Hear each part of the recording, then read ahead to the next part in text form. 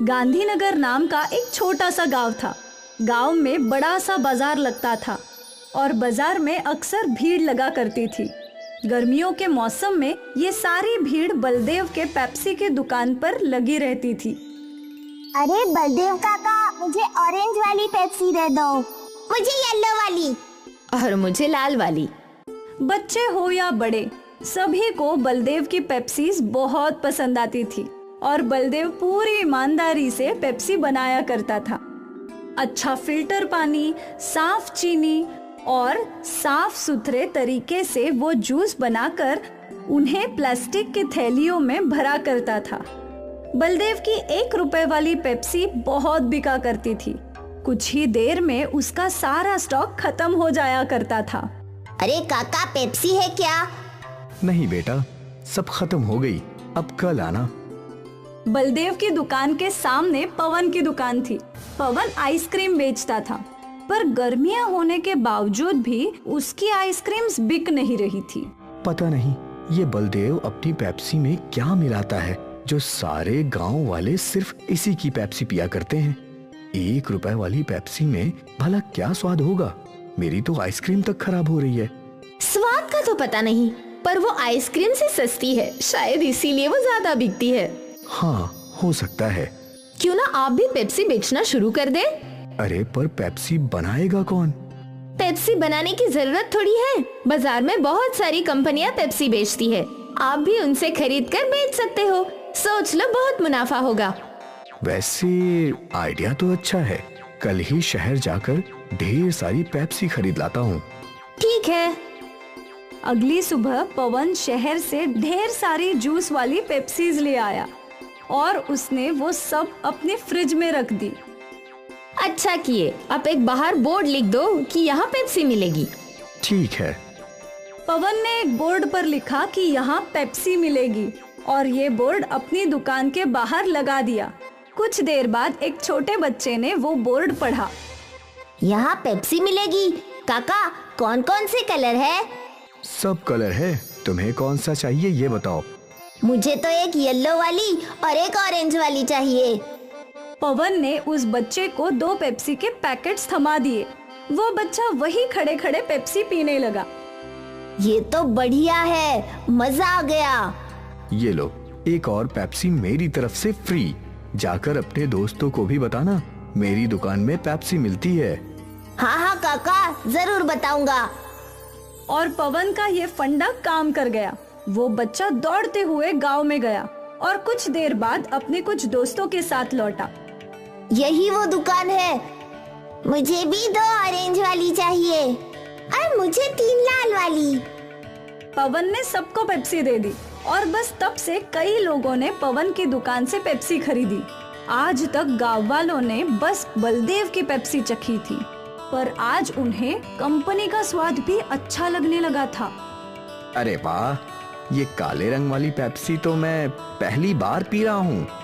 और भी काफी फ्लेवर है, नींबू पानी, काला खट्टा, ऑरेंज, रोज। वाह भाई वाह, अब तो रोज अलग अलग फ्लेवर चख सकते हैं। पवन के पेप्सी बेचने की वजह से बलदेव की दुकान पर ग्राहकों की कमी हो गई थी। मुझे थोड़ा सब्र से काम करना होगा।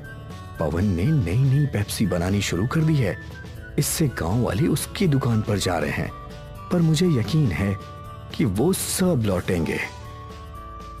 बलदेव अपने आप को तसल्ली दे रहा था। अगले कुछ दिनों तक पवन के दुकान पर पेप्सी के लिए भीड़ लगी रही और यहाँ बलदेव का धंधा मंदा था। गांव के सरपंच बलदेव की दुकान पर आए। क्या हुआ बलदेव, आज परेशान लग रहे हो? अब क्या बताऊं काका, पवन शहर से पेप्सी लाकर बेच रहा है। अब तो मेरे ग्राहक कम हो गए हैं। कोई बात नहीं, ये बस कुछ ही दिनों की बात है। कोई भी नई चीज के पीछे गांव वाले दौड़ पड़ते हैं। तू तो जानता है, सब्र रख, सब ठीक हो जाएगा।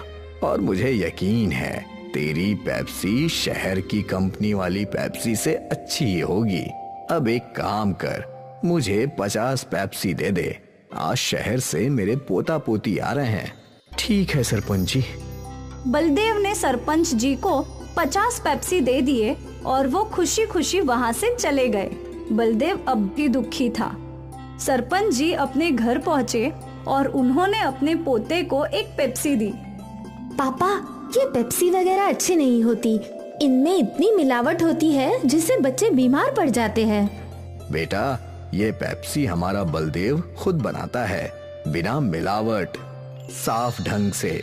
इसे तो हम कई सालों से पी रहे हैं, अब तक कोई बीमार नहीं हुआ। देखिए, सरपंच ने एक पेप्सी अपनी बेटी को दी और उसने वो चखी। वाह पापा, ये तो बहुत अच्छी है। सरपंच जी के घर आए हुए सारे मेहमानों ने वो पेप्सी पीना शुरू किया। कुछ ही देर में सारी पेप्सी खत्म हो गई। पापा, आपने ये कहाँ से ली? मैं थोड़ी और ले लेती हूँ। बाजार में तुझे बलदेव की दुकान दिखेगी जिसमें बड़ा फ्रिज होगा, उसी की दुकान से। मैं लेकर आती हूँ। नेहा बाजार पहुंची तो वो बलदेव और पवन की दुकान में उलझ गई। उसे समझ नहीं आ रहा था कि कौन सी दुकान है। शायद जिस दुकान पर भीड़ लगी है मुझे वहाँ जाना चाहिए। नेहा पवन की दुकान में गई। मुझे 20 पेप्सी देना। जैसे ही पवन ने फ्रिज से पेप्सी के पैकेट निकाले तो नेहा ने मना कर दिया। नहीं नहीं, ये नहीं चाहिए। अरे अभी तो आपने 20 पेप्सी मांगी। हाँ, पर ये केमिकल वाली नहीं चाहिए। वहाँ खड़े एक आदमी ने नेहा से पूछा, बहन, इस पेप्सी में कौन सा केमिकल है? ये पेप्सी शहर की कंपनियों में बनती है। वहाँ इन्हें बनाने में कई सारे केमिकल्स डालते हैं जो हानिकारक है और जिससे बच्चे बीमार पड़ सकते हैं। अगर ऐसी बात है तो तुम यहाँ पेप्सी लेने क्यों आई हो? मैं तो यहाँ वो पेप्सी लेने आई थी जो इसी गांव में बनती है। अच्छा, तो आपको बलदेव भाई की पेप्सी लेनी है? उनकी दुकान सामने है। नेहा वहाँ से चली गई, पर आसपास के लोग शहर की केमिकल वाली पेप्सी की बातें करने लगे। नेहा ने बलदेव की दुकान से पेप्सी खरीद ली और वो घर चली गई। केमिकल वाली पेप्सी की बात गांव में आग की तरह फैली और सारे माता पिताओं ने अपने बच्चों को पवन की दुकान से पेप्सी लेने के लिए मना कर दिया। आज से पवन काका की दुकान से पेप्सी मत लेना। क्यों माँ? क्योंकि उसमें ढेर सारे केमिकल है। तेरी तबीयत खराब हो जाएगी, फिर तुझे सुई लगेगी। ना बाबा ना। लोगों को बलदेव की अच्छाई समझ आ गई और एक बार फिर बलदेव की पेप्सी बिकने लगी। पवन की दुकान से कोई भी पेप्सी खरीद नहीं रहा था और थक हार के पवन ने पेप्सी बेचना ही छोड़ दिया। नेहा ने पूरे गांव को बीमार होने से बचा लिया और सब कुछ पहले जैसा हो गया। ये कहानी है मेहनतपुर नाम के गांव, जहां सखाराम अपने परिवार के साथ रहता था और अपना एक भोजनालय चलाने का काम करता था। सारे मजदूर और गांव वाले सभी सखाराम के भोजनालय में भोजन करके अपना अपना काम किया करते हैं। एक दिन एक आदमी सखाराम के भोजनालय में भोजन करने के लिए आया। बताइए भाई साहब, क्या खाएंगे आप? आपके भोजनालय में अभी क्या है बताइए? आलू पराठा, गोभी पराठा, मूली पराठा, मेथी पराठा, गर्मा गर्म शीरा, चना मसाला, पनीर दो प्याजा, सेव टमाटर नु साग और मीठे मई गुलाब जामुन, साथ में थोड़ी सी लस्सी। बताइए आप क्या खाएंगे? आपकी आवाज सुनकर ही मेरे मुंह में पानी आ गया है। जो सबसे अच्छा बनता है वो बना कर दे दीजिए। अरे ओ, कुंदन साहब के लिए चना मसाला और मखनी नान परोस दो, साथ में लस्सी भी दे देना। मजा आएगा, मजा आएगा। जल्दी लाओ। जैसे ही कुंदन ने नीलेश को खाना परोसा, नीलेश बड़े चाव से सारा का सारा खाना खाने लगा। खाना खत्म करते ही नीलेश ने कहा, खाना बड़ा ही स्वादिष्ट और लाजवाब था भाई, वाह, मजा आ गया।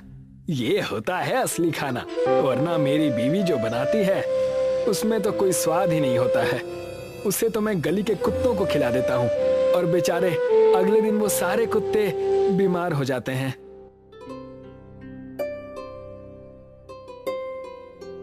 इस होटल में खाने के साथ नींबू पानी भी मिलता है। कुंदन भाई, जरा मीठा लाना।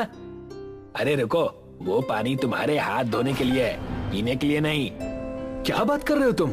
अरे हमने तो अभी तक यही सुना है कि नींबू को पानी में डालकर पीते हैं, ना कि उसमें हाथ धोते हैं। तो फिर आप गलत जगह पर आ गए हैं। आपको किसी सस्ते भोजनालय में जाना चाहिए। बिल पे कीजिए और जाइए यहाँ से। कुंदन ने नीलेश के पास आकर एक पर्ची थमाई, जिसे देखकर नीलेश के होश उड़ गए। ये सब क्या है?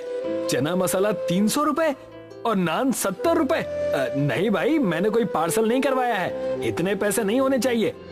भाई साहब, ये कोई पार्सल के पैसे नहीं, बल्कि जो तुमने खाए हैं उसके पैसे हैं। इतनी तो मेरे दिन की दिहाड़ी भी नहीं है, और इतना महंगा खाना। अगर मुझे पता होता तो मैं थोड़ी ना खाता। नीलेश अपनी जेब से 100 रुपए निकालकर टेबल पर रख देता है। कुंदन गुस्से से अपने मालिक सखाराम को आवाज लगाता है। मालिक, इस आदमी के पास पैसे ही नहीं है। इसका बिल पूरे 700 रुपए है, मगर ये सिर्फ 100 रुपए देकर हमें टरकाने की कोशिश कर रहा है। नीलेश की बात सुनकर सखाराम गुस्से से वहाँ पर आता है। तुम्हारी जेब में जब फूटी कौड़ी नहीं थी तो तुम्हें क्या जरूरत थी यहाँ पर आने की? तुम्हारे जैसे लोगों को इस भोजनालय में आने का कोई अधिकार नहीं है। जल्दी से पैसे निकाल, नहीं तो मैं तेरा मार मार कर भड़ता बना दूंगा। अजीब बदतमीज आदमी है आप तो ग्राहकों के साथ बदतमीजी कर रहे हैं। बदतमीजी उसके साथ नहीं की जाती जिसकी कोई इज्जत होती है, और आज की दुनिया में जिसके पास पैसे नहीं होते उसकी कोई इज्जत नहीं होती। इतना बोलकर सखाराम भोजनालय के कर्मचारियों से बोलता है, देखते क्या हो, मारो इसे। सखाराम की बात सुनते ही ढाबे के सारे कर्मचारी नीलेश को बुरी तरह से पीटने लगते हैं। सखाराम गुस्से से नीलेश से बोलता है, तुझे 2 दिन तक भोजनालय की झूठी प्लेट साफ करनी होगी, तब कहीं जाकर बिल चुकता होगा। नीलेश 2 दिन तक लगातार उस भोजनालय की झूठी प्लेट साफ करता रहा। 2 दिन बाद नीलेश अपने घर जाकर अपने साथ हुई उस दुर्घटना को रोते हुए अपनी पत्नी विमला को बताता है। अजय, क्या जरूरत थी उस भोजनालय में जाने की, जब आपके पास इतने पैसे नहीं थे। निर्दयी लोगों ने पहले तो आपको बुरी तरह से पीटा, उसके बाद भी जब उनका दिल नहीं भरा तो उन्होंने 2 दिन तक लगातार भोजनालय में आपसे जानवरों की तरह काम करवाया। मेरा बहुत अपमान किया है विमला। आज मुझे एक बात समझ में आ गई कि बेचारे गरीब और असहाय लोगों को अच्छे भोजनालय में भोजन करने का कोई अधिकार नहीं है, लेकिन मैं ऐसा नहीं होने दूंगा। अजी, आप क्या कर लेंगे? आप तो खुद मार खाकर आ रहे हैं।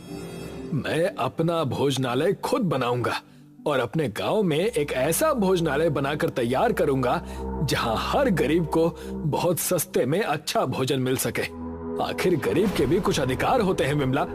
गरीब का जन्म इन निर्दयी लोगों से मार खाने के लिए नहीं हुआ, उसे भी अच्छा भोजन करने का अधिकार है। लेकिन कैसे? नीलेश ने अपनी पत्नी की बात का कोई जवाब नहीं दिया।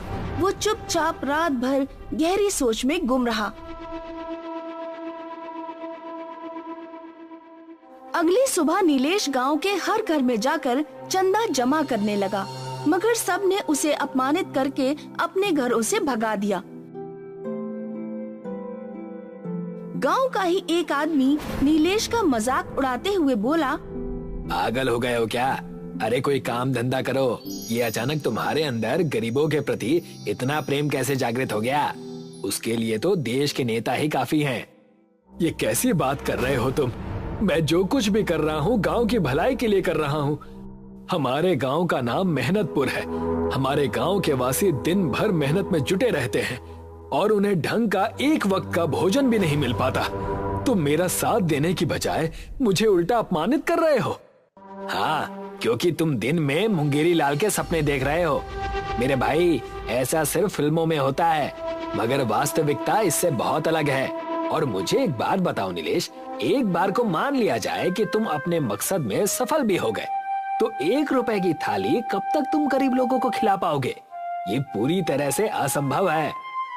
इतना कहकर वो नीलेश का मजाक उड़ाता हुआ सखाराम के भोजनालय में जाकर बोला, सुना सखाराम जी, नीलेश अपने गांव में एक भोजनालय बनाना चाहता है। आप जो थाली 700 रुपए में बेचते हैं, वो थाली वो 1 रुपए में बेचने की सोच रहा है। लगता है उसकी बुद्धि भ्रष्ट हो गई है। अब उस बेवकूफ को कौन समझाए? तभी सखाराम का नौकर कुंदन सखाराम के पास आकर धीरे से बोला, सखाराम जी, हमें इसकी बातों को मजाक में नहीं लेना चाहिए। ओए, क्या कहना चाहता है तू? अगर नीलेश अपने मकसद में सफल हो गया तो कभी आपने सोचा है आपके भोजनालय का क्या होगा? कुत्ते लौटेंगे, कुत्ते। अरे काली जुबान है, कभी तो अच्छा बोल दिया कर।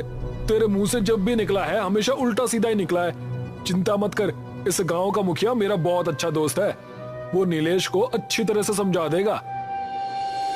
सखाराम गांव के मुखिया के पास गया। मुखिया, हमारी मित्रता के चर्चे दूर दूर तक प्रसिद्ध हैं। मत भूलना, जो थाली मैं 700 रुपए में बेचता हूँ वही थाली मैं तुम्हें 600 में खाने के लिए देता हूँ, यानी पूरे 100 का डिस्काउंट। बोल तो ऐसे रहे हो जैसे मेरे ऊपर बहुत बड़ा कोई उपकार करते हो। मैंने तो तुमसे कभी नहीं कहा कि तुम मुझे 100 रुपए का डिस्काउंट दो, और वैसे भी मैं तुम्हारे भोजनालय में महीने में 1 आध बार ही तो भोजन करता हूँ, और मुश्किल से अब तक तुम्हारे भोजनालय में 4 या 5 बार ही भोजन किया है। इस हिसाब से तुम्हारे 500 रुपए मेरे ऊपर बकाया है। लगता है मुखिया तुम मेरी बात का बुरा मान गए। तुम अच्छी तरह से जानते हो सखाराम कि मुझे चापलूसों से सख्त नफरत है। मुद्दे की बात करो, किस काम के लिए यहाँ पर आए हो? कुछ दिन पहले नीलेश मेरे भोजनालय में भोजन करने आया था। अब आप ही बताओ मुखिया जी, 700 रुपए के बदले वो सिर्फ 100 रुपए दे रहा था, इसलिए मैंने उससे 2 दिन तक अपने भोजनालय की झूठी प्लेटें क्या साफ करवा दी। वो तो बुरी तरह से क्रोधित हो गया। हाँ, मैंने सुना है कि तुमने उसे पीटा भी था। हाँ, क्रोध में 1-2 थप्पड़ तो मार ही दिए थे, लेकिन इतना भी नहीं पीटा था कि वो इतना नाराज हो जाए। कहना क्या चाहते हो सखाराम, खुलकर बात करो। वो इस गांव में एक भोजनालय बनाने की तैयारी कर रहा है, और जो थाली मैं 700 रुपए में देता हूँ वही थाली वो 1 रुपए में ग्राहकों को बेचेगा। अगर ऐसा हो गया ना तो मेरा तो भोजनालय बंद हो जाएगा, मैं सड़क पर आ जाऊंगा। सखाराम की बात सुनकर मुखिया हंसने लगा। सखाराम, लगता है नीलेश की तो बुद्धि भ्रष्ट हो ही गई है, लेकिन मुझे लगता है साथ में तुम्हारी भी बुद्धि भ्रष्ट हो गई है। ऐसा संभव नहीं है। सोच लो मुखिया, अगर वो अपने मकसद में कामयाब हो गया ना तो उसके नाम के चर्चे दूर दूर तक फैल जाएंगे। लोग इस गांव के मुखिया से ज्यादा सम्मान उसका करेंगे, और फिर कोई बड़ी बात नहीं है कि कुछ सालों बाद उसकी दयालुता को देखकर गांव के वासी उसे ही मुखिया बना दे। जरूर वो कुछ बड़ा करने की सोच रहा है। सखाराम की बात सुनकर मुखिया सोच में पड़ गया। बात तो तुमने मेरे पते की है। अब मैं किसी को गांव में भोजनालय बनाने से तो नहीं रोक सकता। हाँ, इतना जरूर कर सकता हूँ कि वो आजकल मेरी ही भट्टी पर दिहाड़ी पर काम कर रहा है, तो मैं उसे धक्के देकर बाहर निकाल दूंगा। उसके बाद वो सिर्फ अपना पेट भरने की सोचेगा, ना कि गांव के गरीब भिखारियों का पेट भरने की। सखाराम वहाँ से चला गया।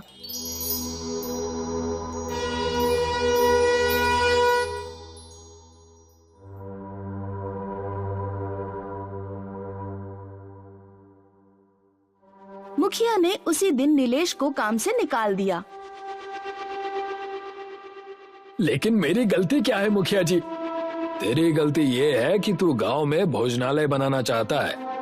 हाँ, तो इसमें गलत क्या है? अगर मैं गरीब का भला चाहता हूँ तो आपको तो प्रसन्न होना चाहिए। तू गरीबों का कोई भला नहीं चाहता नीलेश। मैं अच्छी तरह से जान गया हूँ कि तू सिर्फ अपना नाम करना चाहता है और मुझे मेरे पद से हटाकर खुद गांव का मुखिया बनना चाहता है। अरे पहले अपना और अपनी पत्नी का ही पेट भर ले, बाद में गरीबों के बारे में सोचना। चल निकल यहाँ से। मगर नीलेश ने हार नहीं मानी। नीलेश शहर जाकर चंदा जमा करने लगा। इस दौरान उसकी मुलाकात सेठ जमुना प्रसाद से हुई।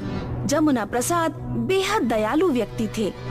मुझे तुम्हारी सोच बहुत अच्छी लगी नीलेश, कि तुम एक ऐसा भोजनालय बनाकर तैयार करना चाहते हो जहाँ पर गरीब अच्छा भोजन कर सके। मैं तुम्हारी मदद करने के लिए तैयार हूँ। सेठ जमुना प्रसाद की मदद से नीलेश ने गांव में एक बहुत अच्छा भोजनालय तैयार करवाया। उसके भोजनालय में गुजराती, मराठी, कन्नड़ सभी तरह के भोजन तैयार होने लगे। भोजनालय बनते ही कुछ लोग भोजनालय में भोजन करने के लिए आ गए। वो सब देश के अलग अलग शहरों के रहने वाले थे। एक गुजराती नीलेश से बोला, તમારા રેસ્ટોરન્ટમાંથી બહુ મસ્ત ખુશ્બુ આવે છે।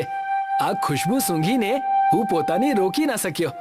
તો હવે મને જમવા આપો। नीलेश ने उस गुजराती को एक थाली में गुजरात का सारा प्रसिद्ध भोजन परोस दिया। भोजन खाकर गुजराती खुश होते हुए नीलेश से बोला, કેટલા રૂપિયા? બસ 1 રૂપિયાની આખી થાળી મળશે। 1 रुपए का नाम सुनकर गुजराती खुश हो गया। भोजनालय में लोगों की भीड़ लगने लगी। दूर दूर के शहर के लोग नीलेश के भोजनालय में भोजन करने के लिए आने लगे। अमीर हो या गरीब, नीलेश हर किसी से एक थाली का 1 रुपया ही वसूलता था। और ये बात सखाराम को बिल्कुल भी पसंद नहीं आई। सखाराम क्रोधित होकर कुंदन से बोला, इस नीलेश ने तो मेरे भोजनालय को बंद करवा दिया है। मेरे भोजनालय में कोई कुत्ता तक नहीं भटकता। कुछ करो कुंदन। चिंता मत कीजिए सखाराम जी, मेरे पास एक उपाय है। कैसा उपाय? क्यों ना हम दोनों उसके भोजनालय में आग लगवा दें। जब 2-4 लोग जलकर मर जाएंगे तो उसका भोजनालय बंद हो जाएगा। सखाराम और कुंदन उस समय नीलेश के भोजनालय में आग लगाने की योजना बना रहे थे। उसी समय सेठ जमुना दास वहाँ से गुजर रहे थे। जमुना दास ने सखाराम और कुंदन की सारी बातें सुन ली। उन्होंने तुरंत पुलिस को इन्फॉर्म कर दिया। पुलिस उस दिन से नीलेश के भोजनालय पर नजर रखने लगी। रात के वक्त सखाराम और कुंदन भोजनालय में आग लगाने के लिए बहुत सारा पेट्रोल लेकर आ गए, मगर तभी पुलिस ने उन्हें दबोच लिया। मुझे तुमसे ऐसी उम्मीद नहीं थी सखाराम। तुम तो गांव के सम्मानित व्यक्ति हो। मुझे छोड़ दीजिए इंस्पेक्टर साहब, मैं इसके भोजनालय को जलाकर राख कर दूंगा। इसकी वजह से मेरा भोजनालय बंद हो गया। नहीं सखाराम, मेरी वजह से नहीं, बल्कि तुम्हारे ग्राहकों के साथ तुम्हारे बुरे व्यवहार की वजह से तुम्हारा भोजनालय बंद हुआ है। तुमने मुझे अपमानित किया। मैं चाहता तो अपने अपमान का जवाब किसी और तरीके से भी दे सकता था, लेकिन नहीं, मैं तुम्हारे अपमान का घूंट अमृत समझकर पी गया। और देखो, आज इस भोजनालय में देश का हर नागरिक आता है और सिर्फ 1 रुपए में पेट भरकर भोजन करके चला जाता है। तुम्हें क्या लगता है कि मुझे प्रॉफिट नहीं हो रहा? मेरे परिवार का खर्चा इसी भोजनालय से चलता है। पुलिस ने सखाराम और कुंदन को गिरफ्तार कर लिया और सखाराम का भोजनालय बंद हो गया। आज भी नीलेश के भोजनालय में 1 रुपए की ही थाली मिलती है। कुंतीपुर नाम का एक गांव था। वहाँ भैरव अपने पिता और अपने भाई के साथ रहता था।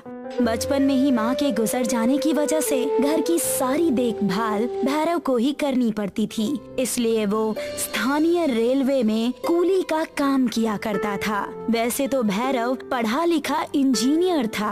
आज सुबह से स्टेशन पर एक भी ट्रेन नहीं आई। पता नहीं क्या हो गया है। उस दिन उड़ीसा में भी इतना बड़ा हादसा हो गया था। भगवान करे उनके परिवार में सुख शांति हो। भैरव पूरा दिन इंतजार करके स्टेशन मास्टर के पास चला जाता है और उनसे जाकर ट्रेन न आने की वजह पूछता है। अब आप ही बताइए, अगर ऐसा चलता रहा तो हम घर कैसे चलाएंगे और खुद कैसे रहेंगे? अब मैं तुमसे क्या कहूँ भैरव, सुबह से फोन पर फोन आ रहे हैं, हमारे हाथ भी बंधे हुए हैं, हमें भी कुछ समझ में नहीं आ रहा। कुंतीपुर में ट्रेन आने का नाम ही नहीं ले रही थी। सारे कूली और स्टेशन मास्टर दोनों ही परेशान थे। ऐसे ही कई हफ्ते बीत चुके थे। तब भैरव और उसके साथी कूलियों ने फैसला किया। मेरा घर तो पहले से ही गिरवी है। एक तो बेरोजगारी में पहले हमने कुली का काम शुरू किया और अब ये सब। सही कहा भैरव भैया तुमने। दुनिया का बोझ हम उठाते हैं, लेकिन हमारे बोझ के बारे में किसी को कुछ नहीं पता। क्या बताऊं बेटा, मैं मेरी तो उम्र भी 60 की है। मेरे घर पर मेरा अपाहिज बच्चा है जिसके लिए मैं काम करता हूँ, और अगर ऐसा ही चला तो हम दोनों भूखे मर जाएंगे। हम सबको स्टेशन मास्टर के पास जाना चाहिए। सारे कूली मिलकर स्टेशन मास्टर के पास जाते हैं। वो देश के सबसे बड़े बिजनेसमैन से बात कर रहा होता है। देखो, मैं तुम्हें मन चाहे पैसे देने को तैयार हूँ, लेकिन अच्छी बुलेट ट्रेन बनाएगा कौन? उड़ीसा हादसे के बाद से कोई ये जिम्मेदारी लेने को तैयार नहीं है। लेकिन आप हमारी बात तो समझिए, हमारे देश में पहले से ही इतनी तकलीफें हैं और आप हैं कि लोगों की समस्या अनदेखा कर रहे हैं। वो बिजनेसमैन किसी की नहीं सुनता और वहाँ से चला जाता है। ये सारी बातें भैरव और उसके साथी पीछे से सुन रहे थे और भैरव उस बिजनेसमैन यानी कि उस व्यापारी के पीछे पीछे दौड़ता है और उससे कहता है, सर सर सर मेरी बात तो सुनिए, मेरी बात तो सुनिए सर, आखिर मेरी बात तो सुनिए सर। मुझे बस आपका 1 मिनट चाहिए, उससे ज्यादा नहीं। अगर आपका समय बर्बाद हुआ तो मैं आपको कभी अपनी शक्ल नहीं दिखाऊंगा। हाँ कहो, तुम्हारे पास सिर्फ 1 मिनट है और अगर मेरा वक्त बर्बाद हुआ तो तुम कूलियों का ठिकाना नहीं मिलेगा। आप जिस ट्रेन की बात कर रहे हैं वो ट्रेन मैं बना सकता हूँ। मेरे पास उस ट्रेन को बनाने के लिए हर एक चीज है। ये बात मैं मान कैसे लूं? तुम कहना क्या चाहते हो? तब भैरव अपने पास में रखा हुआ एक छोटा सा बुलेट ट्रेन उस बिजनेसमैन यानी कि व्यापारी को निकाल कर दिखाता है, जिसे देखकर वो बहुत खुश हो जाता है। तब भैरव उससे कहता है, और मैं पेशे से एक इंजीनियर भी हूँ, आप बस भरोसा करके देखिए, हम आपको ऐसे ही पूरी बुलेट ट्रेन बना कर देंगे। इम्प्रेसिव, अच्छा प्रेजेंटेशन दिया तुमने, खूब आगे जाओगे, इसीलिए मैं तुम्हें ये बुलेट ट्रेन बनाने का अवसर देता हूँ। धन्यवाद आपका, मैं ये चीज हमेशा याद रखूंगा। हम कुली भाइयों पर आपका ये एहसान हमेशा रहेगा। उस व्यापारी ने पैसे रेलवे विभाग को दे दिए और सारी जिम्मेदारी भैरव के कंधों पर सौंप दी और भैरव ने ठीक वैसा ही किया। मैं चाहता हूँ कि तुम इस पर बहुत अच्छा काम करो और अच्छी बुलेट ट्रेन बनाकर दिखाओ। भैरव और उसके साथी उस बुलेट ट्रेन को बनाने में लग गए। सारे कूली मजदूरों वाले काम करने लगे। सभी एक साथ मिलकर उस बुलेट ट्रेन पर काम करने लगे। देखते ही देखते उस बुलेट ट्रेन को उन्होंने पूरे 4 महीनों में बना ही दिया, जिसका दौरा करने वही व्यापारी यानी कि बिजनेसमैन वहाँ पर आया और देखकर कहने लगा, वाह, ये हुई ना बात। मैं यही तो चाहता था तुमसे। तुमने जो काम किया है वो कोई और नहीं कर सकता था। कम पैसों में इतनी अच्छी बुलेट ट्रेन कोई भी नहीं बना पाता। ये सब बस आपके दिए हुए अवसर की वजह से ही संभव हो पाया। भैरव, तुम इन्हें इस ट्रेन की खासियत तो बताओ। इस ट्रेन की खासियत ये है कि ये ट्रेन दुर्घटनाग्रस्त नहीं हो सकती। ये ट्रेन अपने आसपास के 1 किलोमीटर की दूरी तक वाइब्रेशन के सिग्नल पर नजर रखती है। इस ट्रेन के 1 किलोमीटर के दायरे में अगर कोई भी दूसरी ट्रेन आती है तो ये उस ट्रेन को सिग्नल देकर उन्हें रोक सकती है। ये खासियत है इसकी। लोगों के फायदे के लिए कौन सी बात है इसमें? इस ट्रेन के गेट में जब भी कोई जाता है उसे ये गिरने से बचा लेता है। हमने इस ट्रेन में एडवांस टेक्नोलॉजी डाली है। वाह, अद्भुत, मजा आ गया। उस व्यापारी ने भैरव को सरकार को पत्र देकर रेलवे का एक बहुत बड़ा अधिकारी बना दिया। बुलेट ट्रेन की सारी जिम्मेदारी अब भैरव के कंधों पर थी। भैरव एक कूली से बहुत बड़ा जिम्मेदार ऑफिसर बन चुका था। तब बिजनेसमैन ने अपनी चाल चली। इस बुलेट ट्रेन ने लोगों के मन से डर भगा दिया है। कई सारी टिकट्स बिक रही हैं, अच्छा मुनाफा हो रहा है। एक काम करो, इस ट्रेन के पैसे बढ़ा दो और सब जगह हमारी कंपनी का नाम फैला दो कि ये ट्रेन हमने बनाई है। लेकिन सर, ये तो बड़ी गलत बात है। भैरव की मेहनत पर आपका हक कैसे हो सकता है? ऐसे ही बाल सफेद नहीं हुए हैं मेरे। मैंने उतनी मेहनत की है। जो मैं कह रहा हूँ वो करो। हर जगह प्रचार कर दो कि ये हमने किया है, यानी मैंने किया है। और वैसा ही हुआ। लोगों को प्रचार करके गलत बातें बताई गई कि बुलेट ट्रेन भैरव ने नहीं बल्कि उस व्यापारी बिजनेसमैन ने बनाई है। भैरव और उसके साथियों की पूरी मेहनत पर पानी फिर चुका था। बुलेट ट्रेन अपने हिसाब से अच्छी तरह चलने लगी थी। भैरव के बारे में किसी को भी कुछ भी पता नहीं था। एक दिन ट्रेन के गेट के पास एक बच्चा गलती से जा पहुंचा। वाह, बाहर कितना अच्छा मौसम है, बारिश हो रही है। मैं थोड़ा गेट के करीब जाकर देखता हूँ। मॉम डैड जब तक खाना खा रहे हैं तब तक तो मैं देख ही लूंगा। वो बच्चा जैसे ही उस गेट के करीब पहुँचा, उस ट्रेन का सेंसर बहुत तेजी से बजने लगा। जिससे सारे ट्रेन के यात्री उठकर यहाँ वहाँ देखने लगे। वो बच्चा गेट के पास पहुँचा ही था कि ट्रेन का गेट अपने आप ही बंद हो गया। मेरा बच्चा, मेरा बच्चा, मेरा बच्चा, धन्यवाद, इस ट्रेन का लाख लाख शुक्रिया। तुम्हें ध्यान देना चाहिए। मैं एक पल के लिए खाना खाने क्या चला गया, देखो सब पलट गया। भला हो इस बुलेट ट्रेन का। लोग उस बुलेट ट्रेन से बड़े खुश थे, लेकिन उन व्यापारियों ने ट्रेन टिकट की प्राइस बहुत ज्यादा बढ़ा दी, जिससे गरीबों को बहुत परेशानी होने लगी। और ये सब भैरव से देखा नहीं गया और वो उस व्यापारी के पास पहुंच गया। ये आपने क्या किया? किराए के इतने पैसे बढ़ा दिए, आखिर गरीब उस ट्रेन में चढ़ेगा कैसे? मैं आपसे मेरे बुलेट ट्रेन को छीनने आया हूँ, ये आपने सरासर गलत किया है। कल के आए तुम मुझे सिखा रहे हो, दफा हो जाओ। बिजनेस ऐसे ही चलता है, पैसे से पैसा बनता है। अगर कोई नहीं देगा तो पैसे आएंगे कहाँ से? भैरव को ये बात बहुत ज्यादा बुरी लगी। उसने कई सारे पत्र सरकार को लिखे ताकि व्यवस्था ठीक हो जाए, लेकिन उसकी कोई भी सुनने वाला नहीं था। एक दिन उसी व्यापारी की पत्नी और बच्चे उस बुलेट ट्रेन से सफर कर रहे थे और उस व्यापारी की पत्नी अचानक ट्रेन में बीमार हो जाती है, जिसे देखकर वो व्यापारी बहुत ही डर जाता है और इधर उधर जाकर चीखने चिल्लाने लगता है। मुझे बचा लो, मेरी सांस रुक रही है, मुझे सांस लेने में बहुत दिक्कत हो रही है, मुझे बचा लो, प्लीज प्लीज मुझे बचा लो। बचाओ, कोई मेरी पत्नी को बचाओ, बचाओ, कोई मेरी पत्नी को बचाओ।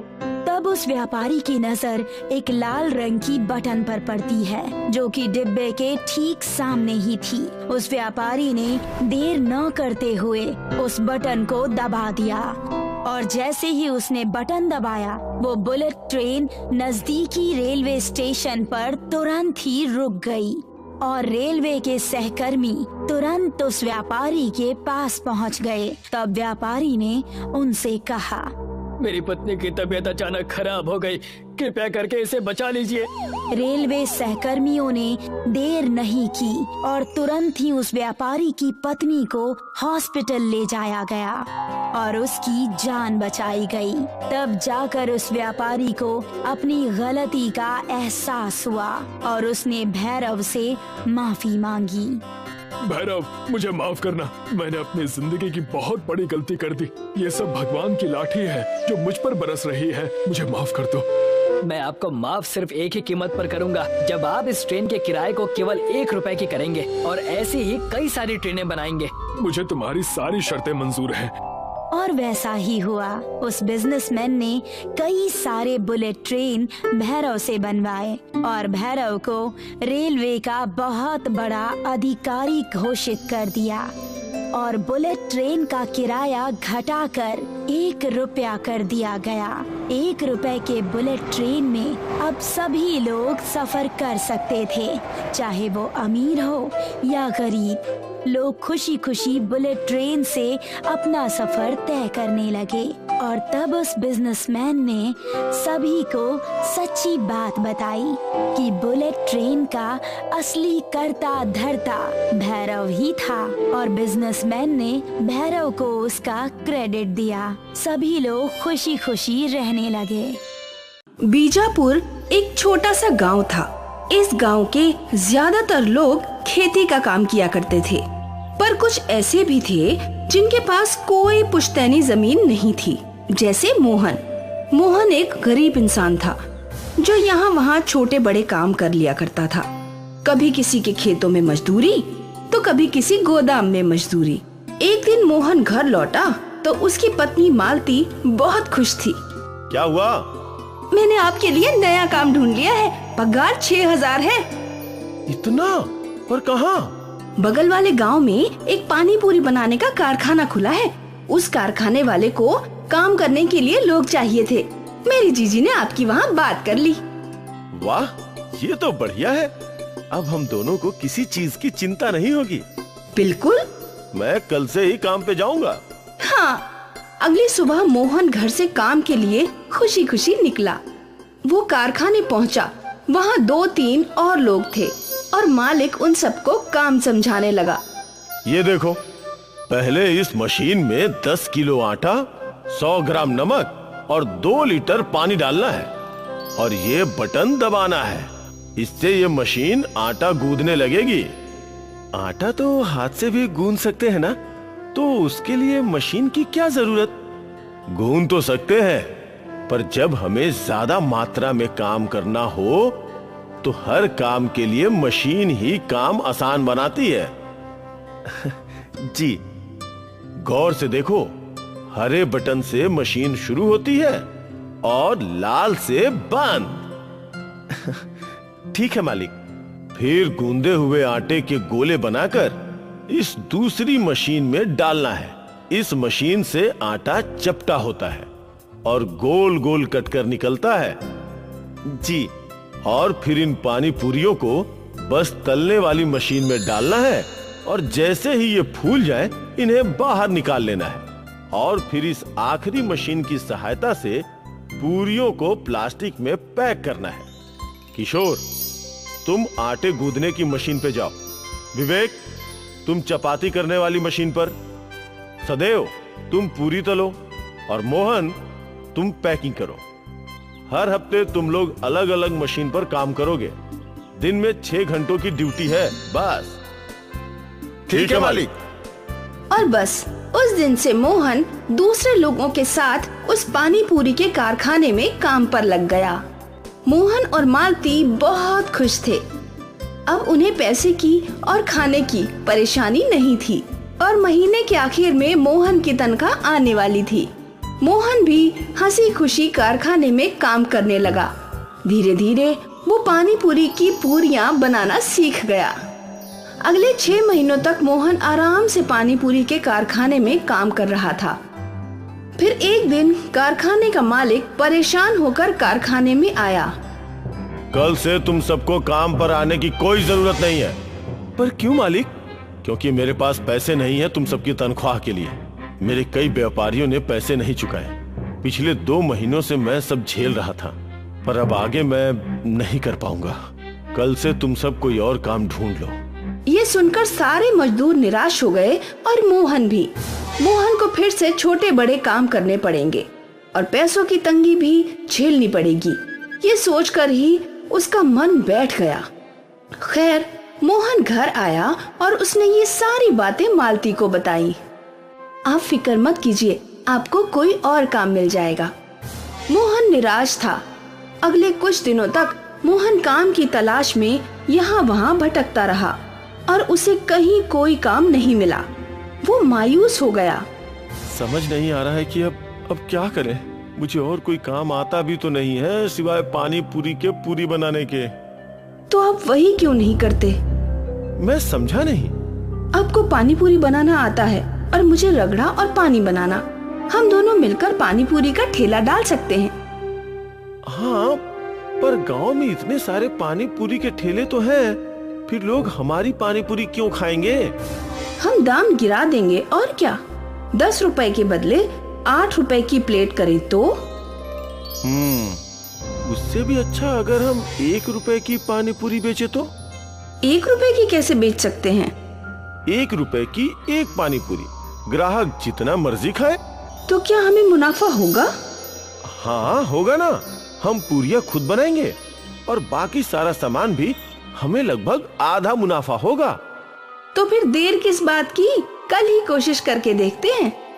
अगली सुबह मोहन और मालती अपने काम में जुट गए। मोहन पूरियां बनाने लगा और मालती रगड़ा और पानी बनाने लगी। मोहन अपने काम में निपुण था। उसने बिना मशीनों के भी अच्छी पूरियां बनाई और मालती भी अच्छी बावर्ची थी। उसने भी स्वादिष्ट रगड़ा और पानी तैयार कर लिया। अब सब कुछ तैयार है। शाम में ही शुभारंभ करते हैं। 1 रुपए की एक पानी पूरी का। बिल्कुल। एक चीज बची है। मोहन ने एक पाटी दिखाई जिस पर लिखा था 1 रुपए की पानी पूरी।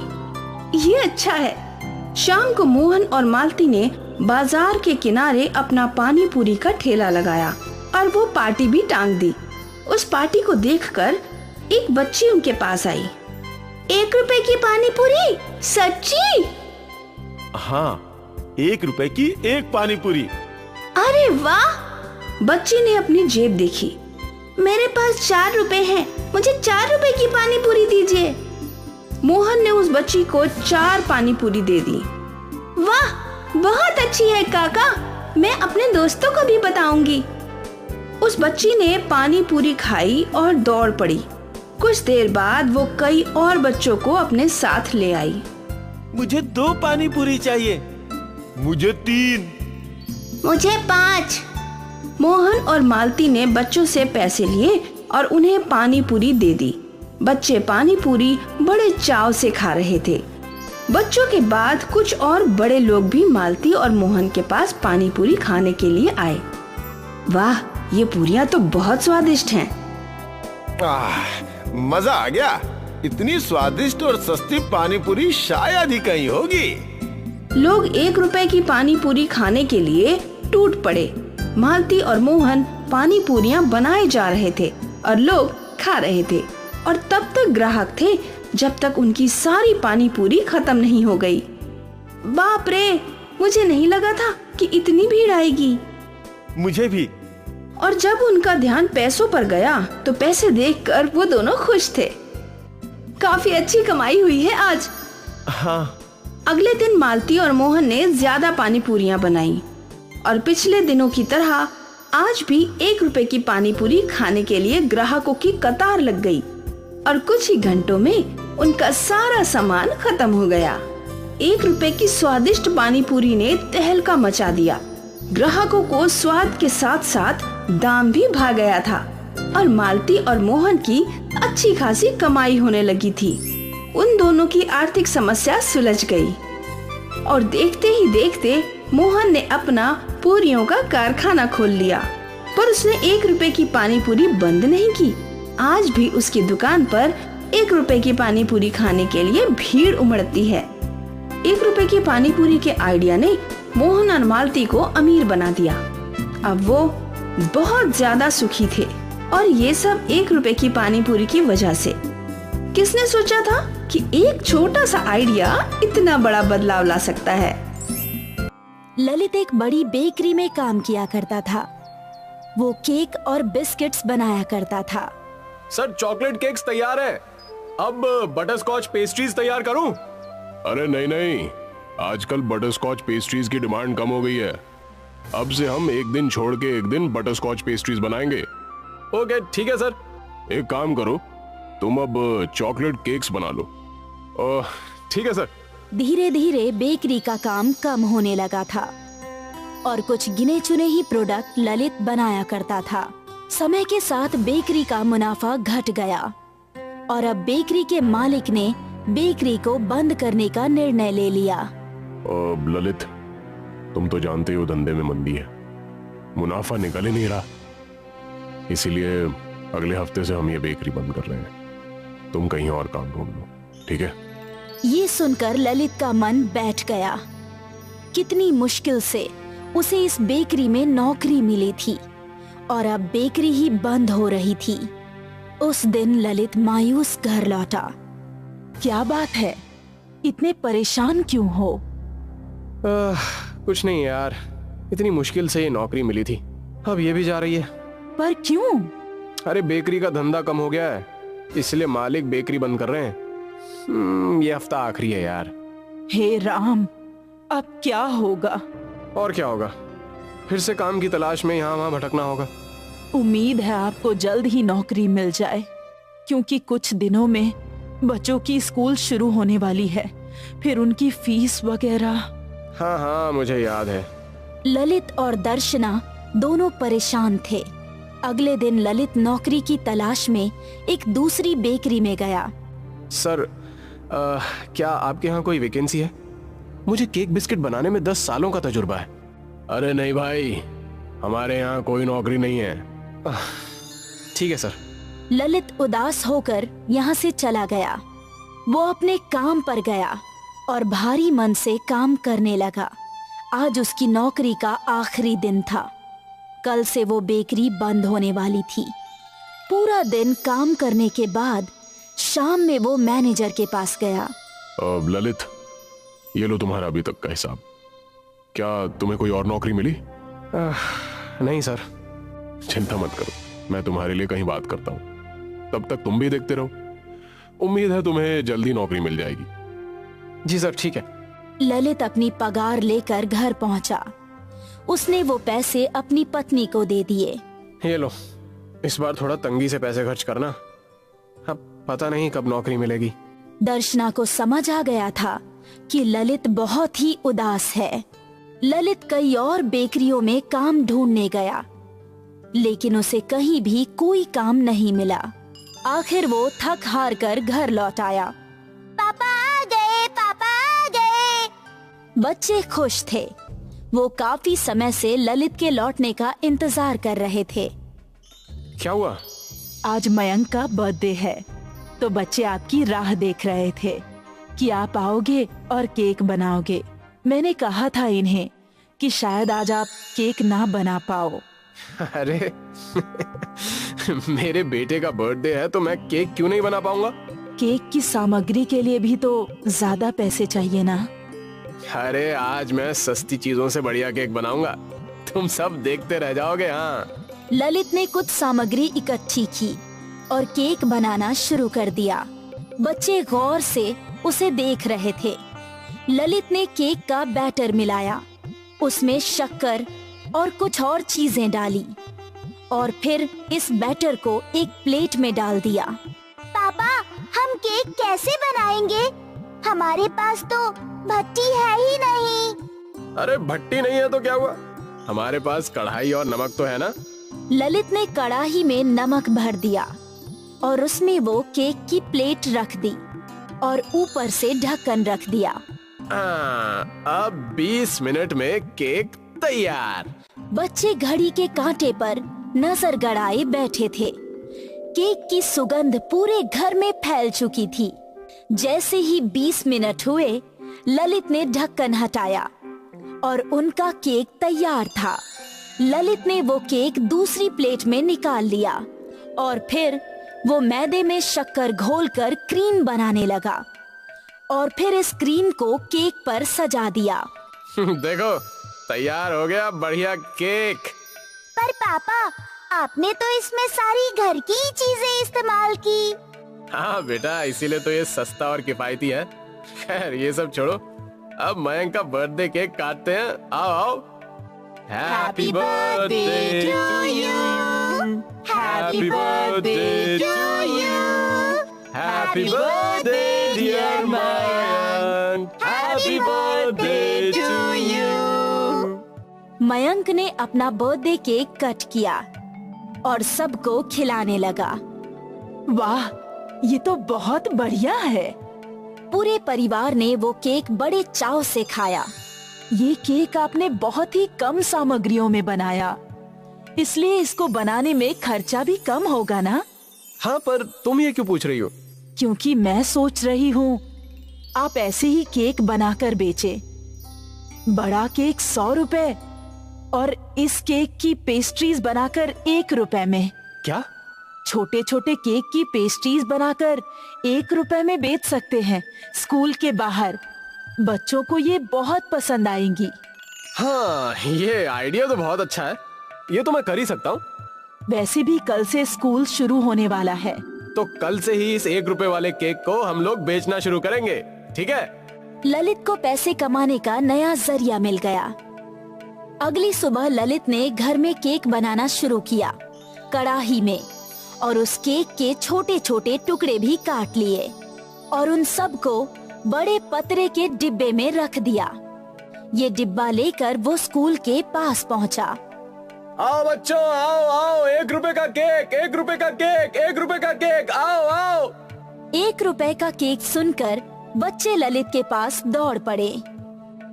एक केक दो ना अंकल, मुझे भी देना।